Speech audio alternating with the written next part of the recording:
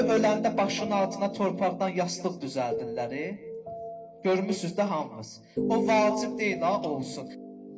Niyə düzəldirlər? Biri dedi ki, ölü orada gedir istirahət eləməyə. Dedim, ölü bu dünyada bir şey görmədi. Orada nə istirahət? 40 gündən sonra olacaq. Onsuz da cansız materiyadır da. Çürüyəcək, gedəcək. Dedi, bəs o balışı niyə düzəldirlər? Dedi, o ölü üçündür, sən diri üçündür, yaxına gəl. Ay bahalı taxtlarda yatan adam. Kasıbı yaddan çıxartmısan. Ay başla altın yastığı bahalı olan insan. Bir günləri soyuq torpağın üstü sənin yastığın döşəyəcən olacaq. Gəl yaxına. Sən də ölümü dadacaqsan. O İsa Peyğəmbər qoyun otarırdı. Bir qoyunu tutdu, Peyğəmbərlərin möcüzəsi olub. Qoyunu tutdu, çəkdi özünə tərəf, qoyunun qulağına bir cümlə söz dedi.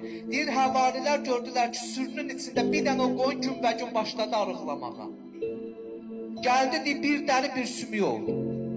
Dedilər, ey İsa, sən o qoyuna nə dedin ki, o vəziyyətə qaldı? Dedi, hər gün sizin eşitdiyirsiniz. Allah Quranda deyir, biz bu kitabı dağlara nazil eləsəydi, dağlar yerlə bir olardı. Ağıl sahibi olan insana nazil elədi, o da ona yüngül yanaşdı.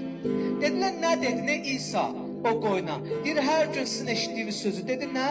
Deyir, çəkdim qoyunu yaxına, dedim, hər bir canlı ölümü dadacaq, sən də canlısan.